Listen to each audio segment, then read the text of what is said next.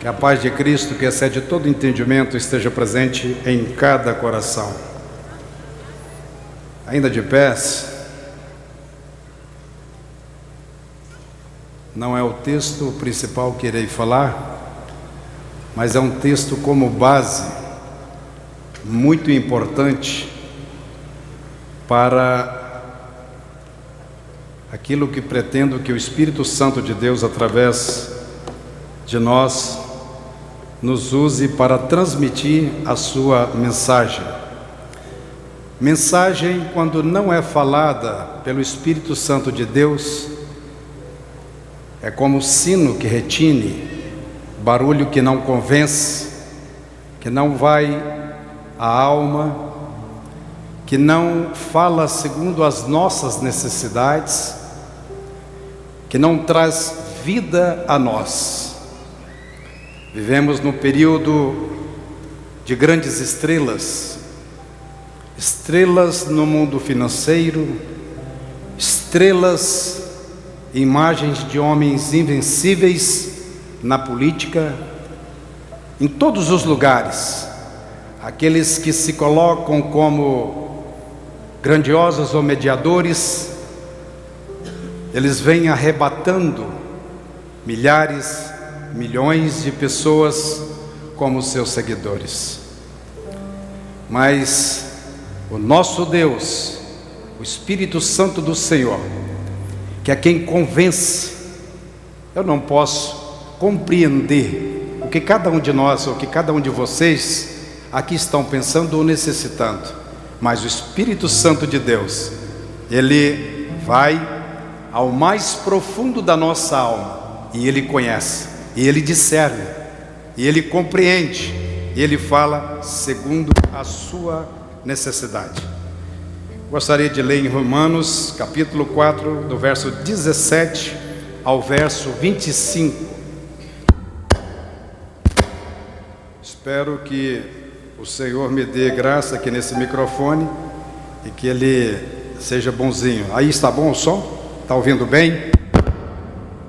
É um microfone que dá um certo conforto, pastor Pablo, mas ao mesmo tempo também ele, até se adaptar, ele dá um pouquinho de canseira. Espero que Deus nos ajude. Que diz assim: como está escrito, por Pai de muitas nações te constituí, perante aquele no qual creu,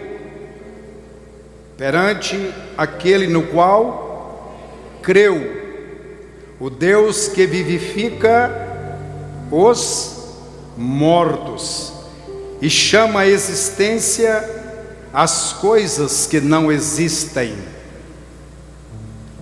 Abraão, esperando contra a esperança, creu para vir ser pai de muitas nações, segundo lhe fora dito: assim será a tua descendência. E sem enfraquecer onde? Embora levasse em conta o seu próprio corpo amortecido, sendo já de 100 anos, e a idade avançada de Sara, não duvidou por incredulidade da promessa de Deus, mas pela fé, pelo quê?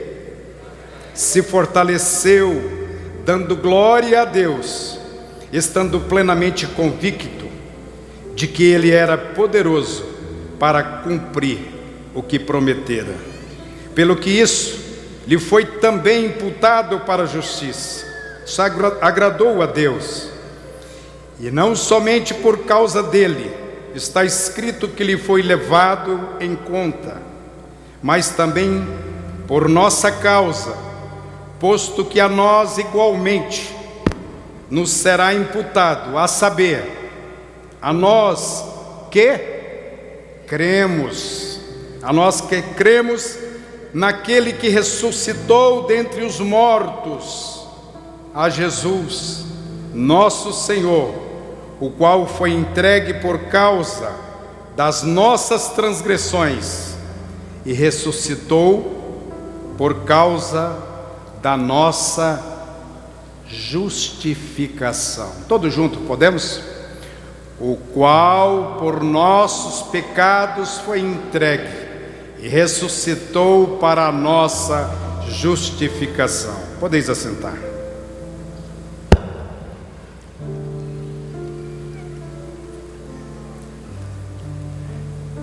Eu pretendo transmitir aqui aos corações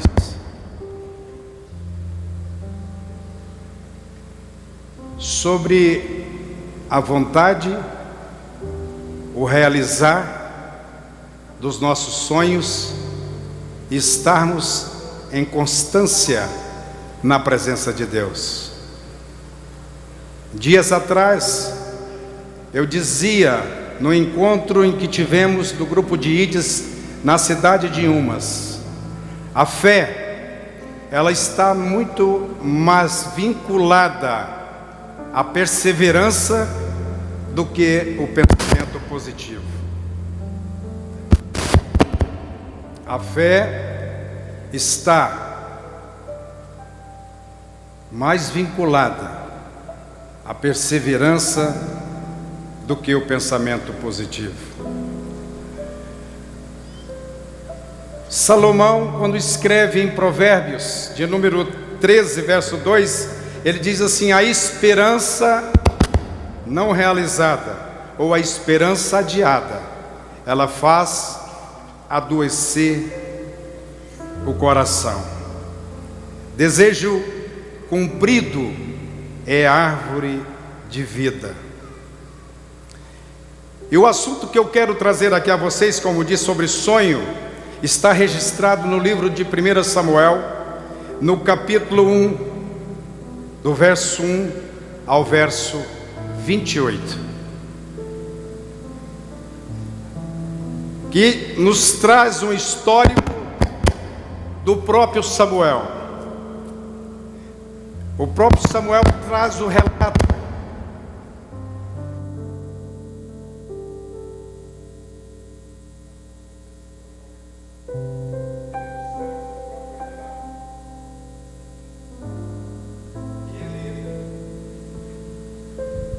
que ele deixa aqui registrado, que ele diz: houve um homem de Ramataim, Zafim, da região montanhosa de Efraim, cujo nome era Eucana, filho de Jeroão, filho de Eliú, filho de Tou, filho de Zufi, Eframita.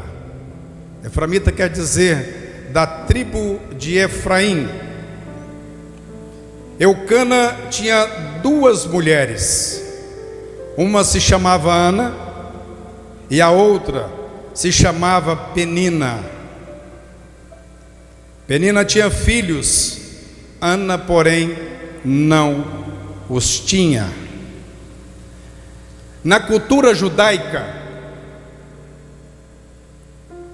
e era um princípio antes mesmo dos estabelecidos por Moisés, havia convencionado que o homem que se casasse e desse casamento não tivesse descendência, ele poderia tomar para si uma segunda esposa, uma esposa que pudesse gerar filhos e descendência, que é uma preocupação também de nosso Deus, a questão geracional, a sua descendência. E Penina, ela foi tomada como esposa de Eucana para que pudesse suprir a falta ou a deficiência da esposa de Eucana, que era Ana, e era a esposa que ele amava. Estamos falando de um casal, de alguém. Eucana e Ana eram servos do Senhor. Eles eram pessoas piedosas que subiam e faziam e ofereciam culto a Deus. Eles sempre, em reverência ao Senhor, eles estavam oferecendo sempre ao Senhor. A palavra de Deus nos chama a atenção para este fato. Ele diz que todos os anos eles subiam à cidade para adorar e para sacrificar o Senhor dos exércitos, em Siló, onde Ofni e Finéias, os dois filhos de Eli, eram sacerdotes na casa do Senhor. Esses sacerdotes que eu creio que aqui todos conhecem a história de Ofni e Finéias. Sacerdotes que haviam distanciado da palavra de Deus e da realização dos ofícios que o Senhor os chamara. Na casa do Senhor, eles se prostituíam, comiam da gordura das ofertas que eram trazidas a eles, para ser oferecida ao Senhor. No dia em que eles trazem a oferta, o texto do Senhor aqui ele diz que no dia em que Eucana oferecia o seu sacrifício, ele dava porções dobrada à sua esposa querida, que era a Ana, a Penina e todos os seus filhos que subiam juntos, porque a palavra de Deus diz que ele a amava. Quando você ama alguém, você tenta proteger, você tenta fazer certa diferença com essa pessoa. E a palavra de Deus nos retrata que aqui ele diz: e sua rival, quando a oferecer ao Senhor, a sua rival a provocavam excessivamente para irritar, porque o Senhor o tinha deixado Ana estéril. Imagine hoje cada uma das irmãs que está aqui convivendo dentro de uma casa com seu esposo, e aquela que também é esposa do seu esposo, ela te perturba, ela te irrita, ela te provoca. E Ana, conhecedora e vivendo a palavra de Deus, eu creio que Ana, a principal preocupação dela não é diferente de quem tem comportamento como ela aqui tem. Ela diz, a palavra de Deus, a outra a irritava, e por isso Ana se punha a chorar e não comia. Então Eucana, seu marido, lhe disse: Ana, por que você está chorando? E por que você não quer comer? E por que está tão triste? Será que eu não sou melhor do que 10 filhos para você?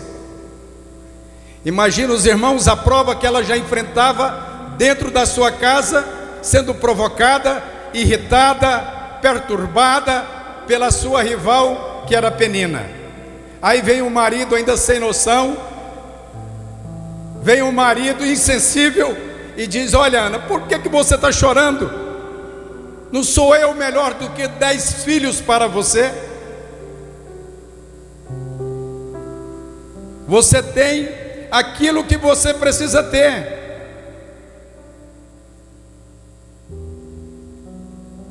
Você tem um carinho da sua casa. Irmãos, quantas vezes nós temos a atenção das pessoas? Quantas vezes nós temos a atenção daquele que queremos bem, mas nós queremos, em alguns momentos das nossas vidas, ser contemplado pelo sonho que nós temos dentro da nossa alma. ser melhor para você, está à sua disposição, mas isso não traz a mim o preenchimento. E ela vai ainda, a palavra de Deus nos registra que ela faz, certa vez, após terem comido e bebido em Siló, Ana se levantou, quando o sacerdote Eli estava sentado na sua cadeira, junto ao pilar do templo do Senhor. E Ana, com amargura de alma, orou ao Senhor. Tem muitos de nós que, quando nós estamos com amargura de alma, nós tomamos estradas que não trazem resultados positivos. Quando alguns de nós estamos em aflição, nós temos instrumentos que não são os instrumentos devidos para nos trazer o resultado que nós precisamos. E a palavra de Deus diz: e Ana orou ao Senhor e chorou muito, e ela fez um voto, dizendo: Senhor dos exércitos, se de fato olhares para a aflição da tua serva, e te lembrares de mim, e não te esqueceres da tua serva, e lhe deres um filho homem. Olha aqui a postura de alguém que confia no que está falando, está vivendo, está crendo naquilo que está buscando. A palavra de Deus: orou ao Senhor dos exércitos, e se o Senhor me der um filho homem. Isso quer dizer que dentro do coração daquela senhora, daquela jovem Ana, ela tinha um propósito definido, ela queria algo específico, ela queria algo que estivesse muito claro, e ela diz: eu o dedicarei ao Senhor por todos os dias da sua vida, e sobre a sua cabeça não passará navalha. Sobre a sua cabeça não passará navalha. Irmãos, Meyer, ela diz que Deus, que conhece a cada pessoa, Ele sabe a forma de lidar com cada um. Vocês já perceberam? Ontem, na vigília de sexta-feira, eu dizia ao pastor Miguel que Deus nunca entrega nada a ninguém. Se vocês pegarem exemplos dos nossos patriarcas, se vocês forem ler com detalhe a história de cada um dos nossos patriarcas, vocês vão perceber que cada um deles foram passados por uma prova terrível, foram passados pela fornalha, foram testados no mais profundas das dificuldades. Se nós pegarmos história, começando com o texto que li no início, sobre Abraão, você pensa assim: gente, mas Abraão, o que ele passou? Ele chegou ao ponto de dizer: Deus, eu estou com medo de perder a esperança, estou com medo, Deus, de não acreditar mais naquilo que o Senhor me disse que seria a realidade para a minha vida. Às vezes, quando vem algo dentro do nosso coração muito forte, e nós começamos a duvidar de que os nossos sonhos, eles vão se realizar, e porque tínhamos a promessa de Deus, nós queremos de certa forma ter uma exceção daquilo que os nossos patriarcas viveram.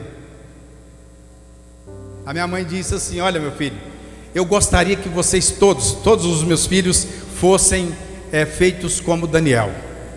Você percebe que quando Deus fala de Davi, que era um homem segundo o seu coração, mas Davi aprontou tanto, e ela tem uma certa mágoa de Davi, viu?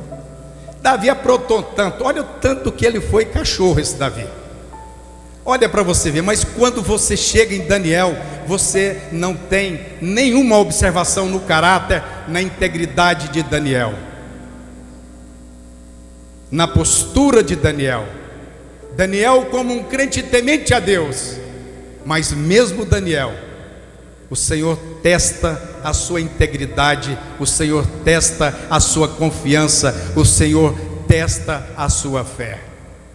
Imagine os irmãos, se todos esses heróis testados, provados, se eles estivessem seguindo a pensamentos positivos, se eles estivessem seguindo a orientações de coaches, não que alguma coisa de coach seja boa, mas se eles estivessem seguindo orientações de coaches, nas primeiras lutas, nas primeiras batalhas que eles enfrentassem, eles com certeza sucumbiriam, com certeza eles desistiriam da vida. E o Senhor, Ele pega a lixa que Ele tem para moldar o nosso caráter. Meia, ele diz que o Senhor tem uma lixa para cada um de nós. Eu imagino que a minha lixa é 01, né? Quem mexe aqui com pintura ou com pintura? Eu acho que a minha lixa é 01. Ele pega cada lixa, pastor Oséias. Tem umas mais grossas, umas mais finas, lixas diferentes. E a palavra Meia diz assim que cada crente tem uma lixa adequada para que Deus venha moldar o seu caráter. Quando nós somos testados por essa lixa, quando nós somos submetidos a ela, e hoje nos nossos dias nós pensamos como é que essa lixa de Deus, ela vem nos aplanar, ela vem nos limpar. É um vizinho endemoniado que aparece, do nada esse vizinho começa a xingar, a ter diferença com você, a ter ódio por você. De repente você está no trânsito, dirigindo tranquilo, e chega alguém, buzina de um jeito agressivo. São muitas adversidades da vida em que Deus vem fazendo para com o seu povo, para com os servos dele, para com os seus servos. Ana, ela passa por 3 testes da parte de Deus. Ela passa pelo teste de uma rival que vive ao seu lado constantemente, sem te largar, Murilo, nem um segundo. Ela passa pelo teste do marido indiferente, às vezes trazendo consolo, que tenho convicção que ela tinha vontade de mandar ele e catar coquinho lá no meio do mato. Eu tenho convicção, mulher é um ser diferente. Fala, que conversa é essa, cidadão? Eu sou melhor que filhos, eu quero é o filho. Que papo furado é esse de vir me consolar com um negócio tão bobo, tão ridículo? E depois ela vem, a palavra de Deus nos diz que o profeta pensou que ela estava embriagada. Até quando você vai ficar embriagada? Trate de ficar longe do vinho. Mas Ana, que tinha o coração puro, Ana era crente, viu, irmãos? Ana era crente. O que ela responde?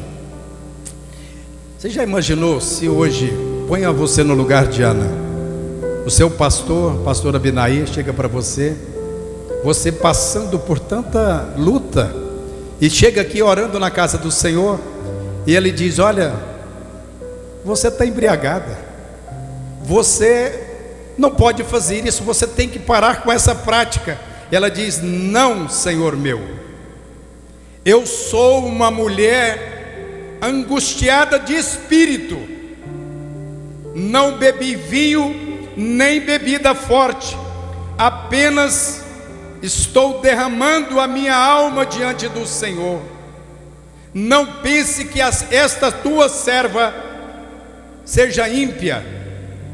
Eu estava orando assim agora, porque é grande a minha ansiedade e a minha aflição.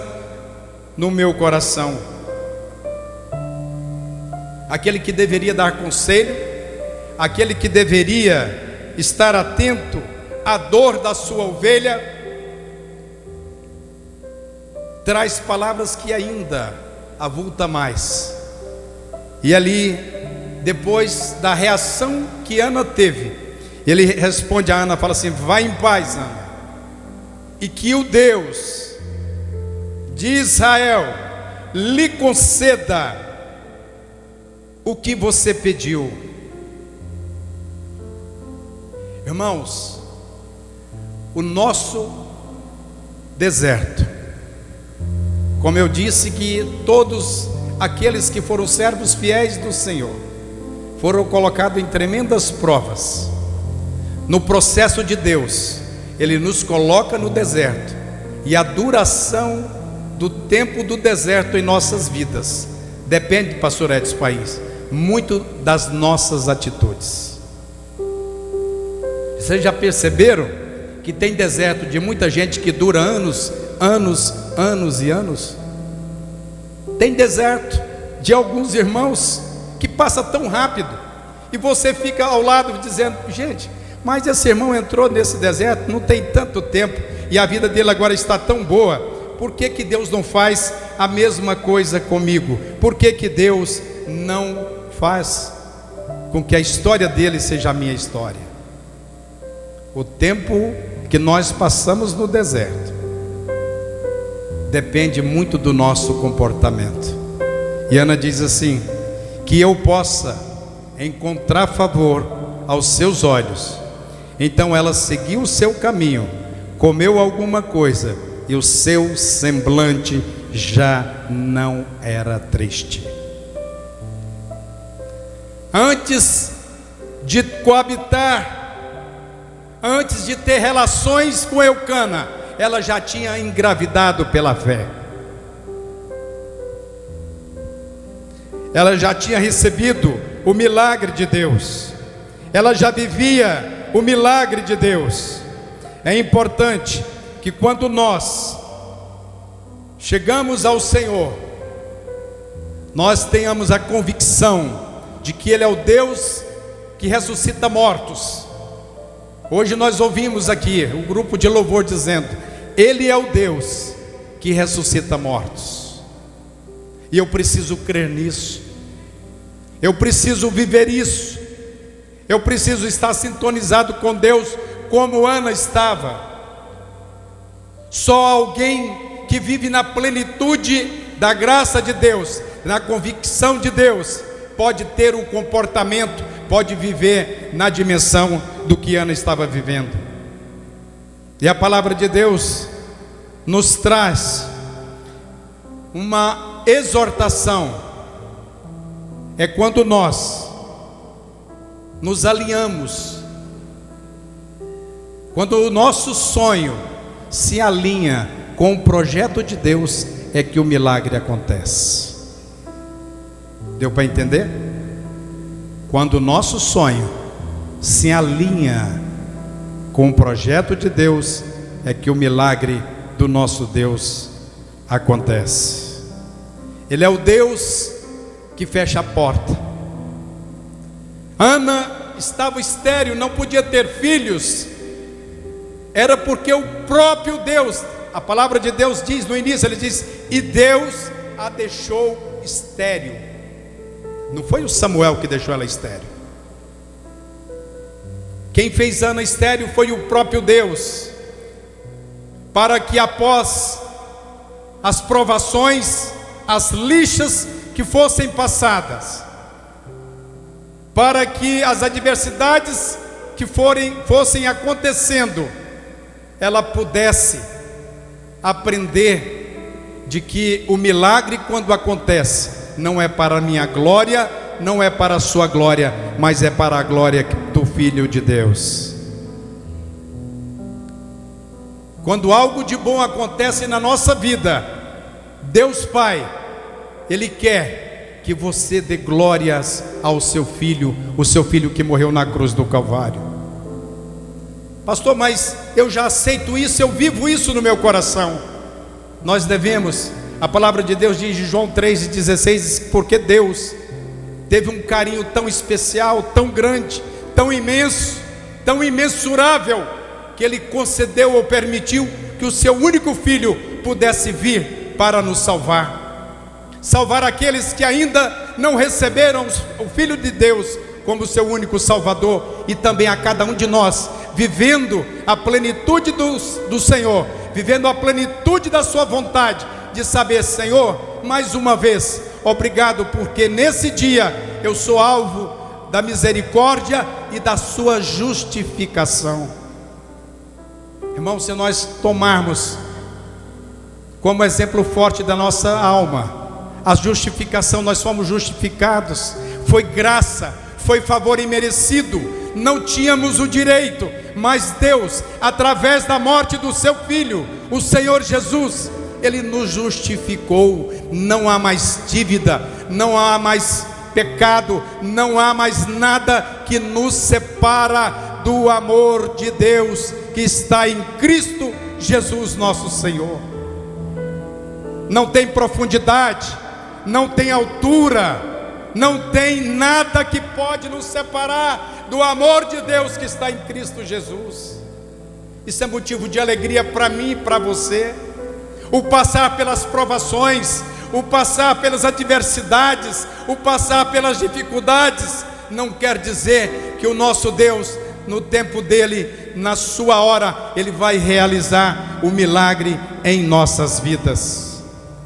O Deus que fecha a porta, o Deus que torna alguém estéril, é o mesmo Deus que faz com que Ana, após receber o milagre de Deus, ela diz: Senhor, eu te devolvo para a sua casa. Eu devolvo para a sua casa, para que todos os dias de sua vida ele possa adorar na casa do Senhor. Estamos falando do filho de Ana, o maior profeta da história de Israel. Ela creu para receber, ela creu para devolver, e ela creu e entendeu que a glória era de nosso Senhor. Em 1 Samuel, no capítulo 2, ela diz: e Ana orou assim: o meu coração se exulta no Senhor, a minha força está exaltada no Senhor, a minha boca se ri dos meus inimigos, porque me alegro na tua salvação. Ninguém é santo como o Senhor, porque não há outro além de ti, e não há rocha como o nosso Deus. Não multipliquem palavras de orgulho, que não saiam palavras arrogantes da boca de vocês, porque o Senhor é o Deus da sabedoria, e Ele pesa a sua balança todos os feitos das pessoas. O arco dos fortes é quebrado, porém os fracos são revestidos de força. Os que antes estavam fartos, hoje trabalham pela comida, mas os que andavam famintos não têm mais fome. Até a mulher estéril tem 7 filhos, e a que tinha muitos filhos perde o vigor. O Senhor é quem tira a vida e quem a dá. Ele faz descer a sepultura e faz subir. O Senhor empobrece e o Senhor enriquece. Humilha e também exalta. Levanta o pobre do pó e tira o necessitado do monte de lixo, para o fazer assentar ao lado de príncipes, para o fazer herdar o trono de glória, porque do Senhor são as colunas da terra, e Ele firmou o mundo sobre elas. Ele guarda os pés dos seus santos, mas os perversos emudecem nas trevas da morte, porque o homem não prevalece pela força. O Senhor destrói os seus inimigos, dos céus trovejam contra eles. O Senhor julga todas as extremidades da terra, dá força ao seu rei e exalta de poder o seu ungido. E agora o verso 21, que diz assim: todos nós. Visitou, pois, o Senhor a Ana, e concebeu, e teve 3 filhos, 2 filhas, e o jovem Samuel crescia Aleluias. Coloquemos de pé.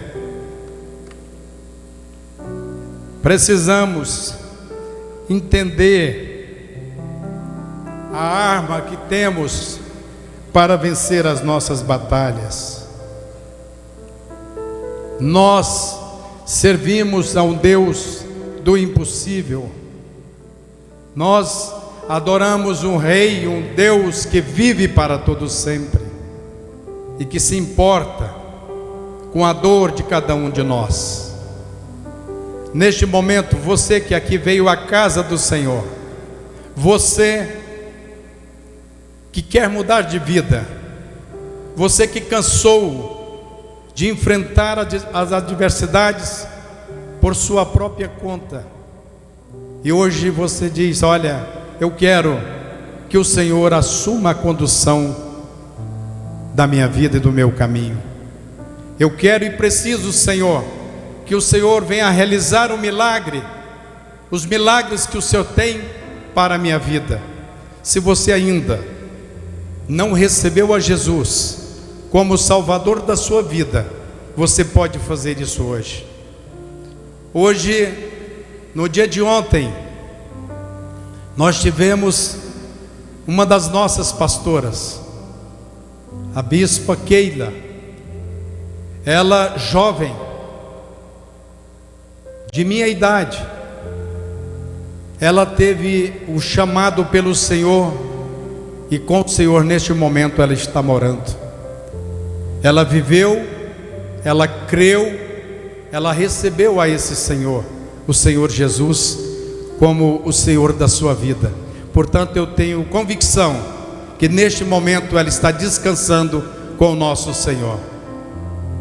Ela combateu o bom combate, ela guardou a sua fé, a sua luta, que foram de muitos anos, 52 anos, mas ela guardou a sua fé, e hoje ela recebe das mãos do Senhor o chamamento para a sua eternidade. Você que ainda não tem Jesus, não parta, não deixe essa vida sem que o Senhor esteja conduzindo a sua vida. Eu quero convidar você que ainda não recebeu a Jesus, venha à frente confessando. A palavra de Deus diz que aqueles que me confessarem diante dos homens, eu o confessarei diante do meu Pai que está nos céus. Aquele que me receber diante dos homens, eu também o receberei diante do meu Pai que está nos céus. O momento é oportuno, a hora é essa para você. Você que veio à casa de Deus, e você não veio aqui hoje por acaso, você não veio aqui hoje por um compromisso social, você veio aqui hoje porque o Espírito Santo do Senhor te trouxe aqui para ouvir a palavra do Senhor. O Espírito Santo do Senhor te trouxe aqui para te convencer, para te levar, para te conduzir a uma vida que é uma vida de salvação. Temos aqui uma vida recebendo ao Senhor. O convite, eu não estou propondo para você o melhor caminho, não. Este não é o melhor caminho. Este é o único caminho que conduz à vida eterna. Não há outro caminho que você possa alcançar a salvação. A salvação você só pode alcançar através de Jesus, do Filho de Deus, que morreu por mim, morreu por você, para que eu e você tivéssemos uma morada eterna de gozo, de alegria, de paz, de felicidade eterna. Receba hoje a salvação do Senhor. É necessário que você decida por Ele. É necessário que você decida por Ele. Ele quer salvar, Ele te convida para que você se renda aos pés do Senhor. Para você estar aqui, mas Deus falou assim. Esse é o dia oportuno para você. Eu não sei E ninguém sabe o que pode acontecer daqui a alguns minutos, daqui a alguns momentos. Pode ser que eu seja recolhido e chamado para a glória do Senhor. Mas é preciso que sejamos preparados para receber o chamamento do Senhor.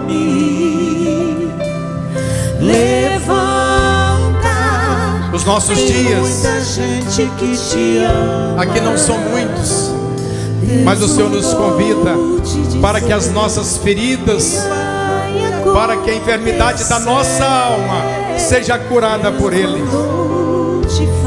Temos aqui algumas vidas que estão recebendo e confessando o Senhor Jesus como o Salvador das suas almas. A palavra de Deus diz que aqueles que me confessarem diante dos homens, eu também confessarei os seus nomes, escreverei os seus nomes no livro da vida, para que não haja mais perdição, para que não haja mais condenação, para que não haja mais maldição na vida.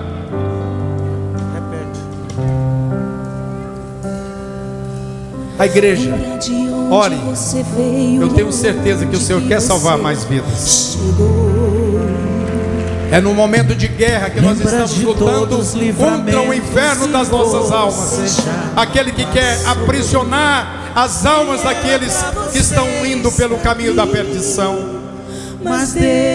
Confessa hoje, receba hoje o Senhor como Salvador da sua vida. Pastor, por que o Senhor está insistindo para que nós recebamos? É o único caminho que conduz à vida eterna, é o único caminho que conduz à salvação. Nós um dia seremos chamados para sermos testemunhas no dia de hoje, no domingo, na Assembleia de Deus da Fama, para testemunhar que a palavra do Senhor foi pregada, que a palavra do Senhor foi anunciada, o ano aceitável do Senhor, o dia aceitável do Senhor. Há mais alguém? Há mais alguém que quer receber ao Senhor Jesus? Que tudo vai passar. Hoje é o dia aceitável do Senhor. Não chore. A oportunidade é aberta a você. Você não dorme. O poder da decisão é sua, é seu. É você que decide, é você que recebe. A palavra de Deus diz: bênção ou maldição, qual delas? Ambas estão em suas mãos. Qual delas você vai querer e receber? Há mais alguém? Eu estarei orando por estas vidas que aqui estão recebendo ao Senhor Jesus como Salvador das suas vidas. Senhor Jesus, diante da sua presença aqui estamos, os teus filhos que ouviram a tua palavra e agora decidem pelo Senhor, que é o único caminho que conduz à vida eterna. Não há outro meio, Senhor, não há outro caminho que nos conduz à salvação das nossas almas. Senhor, os teus filhos que agora se rendem diante da sua presença, registre, Senhor, o nome deles no livro da vida, Pai, com tinta que não pode se apagar. Registre, Senhor, que haja agora, a partir desta noite, Senhor, que haja gozo em suas vidas, que haja alegria profunda em suas vidas, que os seus sonhos, ó Senhor, estejam sempre em conformidade com o sonho que o Senhor tem para a vida deles, que o projeto do Senhor seja um projeto que eles também, Senhor, esperam da tua parte. Senhor Jesus, nós apresentamos aqui os teus servos, que a poderosa, a bondosa e misericordiosa mão do Senhor estejam sobre as suas vidas, e que teu Espírito Santo, Senhor, esteja os orientando, estejam conduzindo, e que o caminhar deles daqui para frente, Senhor, seja um caminhar de gozo, de alegria com o Senhor. Amém.